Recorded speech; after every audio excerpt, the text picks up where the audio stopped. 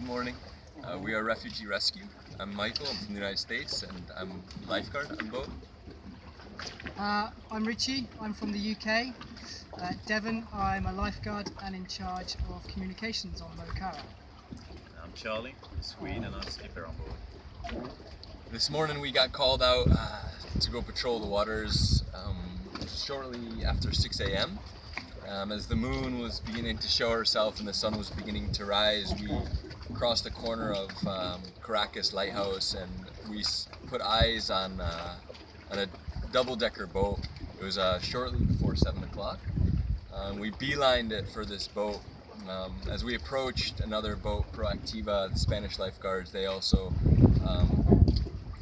we approached with them, and as we came to the boat, there was a local fisherman, just one man in a tiny little dinghy, trying his best to lead the boat as they were headed straight into the rocks.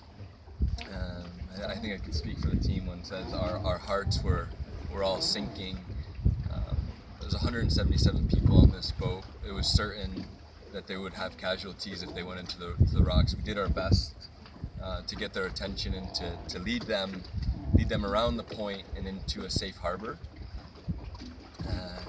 But they didn't always listen. And they went straight forward. And as they were about to crash into the rocks, they took a sharp turn, and the whole boat tipped a bit, tipped back, and they kind of kept this zigzag pattern for a couple minutes as the two rescue boats and the local fishermen, really, we did our best to direct them. Our skipper here, Charlie, took the lead, and we showed them the path around the point. We're not really sure what happened at this point, if their engines died or if they decided to turn their engines off, because the captain of their ship left the cockpit and we took the lead. Proactiva and us, we both put up our tow ropes on either side of the boat, on the bow, and we began to tow the boat in. And as the time progressed, maybe 20 minutes went on, and successful. You know, the people were happy. There didn't seem to be any medical issues. But there was 177. There definitely seemed to be that risk was still there of maybe tipping. And the Greek Coast Guard made a beeline around the coast, and when they arrived in quite an anxious state because it was a dramatic situation. The amount of people and the condition of the boat, an old boat, which we felt could maybe tip or break any moment. And the Greek Coast Guard asked us to cut our line and to take over the towing, so we backed off and they took over the tow. And as they began to tow, Charlie again did a great job just keeping an eye, calming the refugees down. We kind of made sure they knew everything was okay. One of the guys screamed to us, he said, "Please don't leave us, you're not gonna leave us." We said, "It's okay, shukran, alhamdulillah, it'll be okay." And as the Greek Coast Guard began to come in, it became very apparent that they needed our help. And again, that's where our skipper's wisdom and experience came in handy. And we made a beeline for the Coast Guard and asked them, "Can we help? You know, can we put a tow line on the back of the boat so we can slow the boat down as it approaches the harbor?" And they were very appreciative, the Greek Coast Guard. As we hooked up the back line, Richie and I passed it to some refugees, and through broken English and heart language, we were able to communicate with them.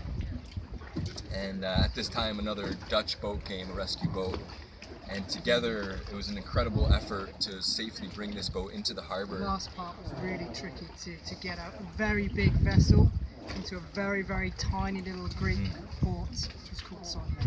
Yeah, it's a beautiful experience to see the local fishermen come out on the dock to receive the lines as the Dutch boat used the nose of their boat to slowly push the big boat in. And Charlie and Mocara kept the boat from crashing into other boats by pulling them backwards, and Proactiva slowly pushed them forward. It was a beautiful joint effort. After landing the boat safely, it was our pleasure and our blessing to dock up the boat for a moment and greet these 177 beautiful souls off the boat. Charlie had the opportunity to sign a refugee's cast. She had a broken arm, which I think made her day. Mike got a kiss on the cheek from a little tiny girl. I think we all shared lots of hugs, handshakes, and love with them. But I think, some of the main things, if we had arrived 1, maybe 2 minutes later than we had, that boat with 177 people on board would have crashed straight into the rocks. That would have been catastrophic. And just these moments as our days are unfolding here and our experiences are growing and widening, we're understanding how necessary it is for us to be here. The Coast Guard and Frontex are doing a great job in what they can, but the independent rescue boats are really making a huge difference. And we're preventing, it's obvious to me today that we don't want to be in the water. We don't want to be swimming and saving refugees. We want to prevent this. And this is what we're going to continue to do while we're here. Thank you all for showing us support and continuing to support us. Check out Refugee Rescue and see how we continue to develop and grow as a team.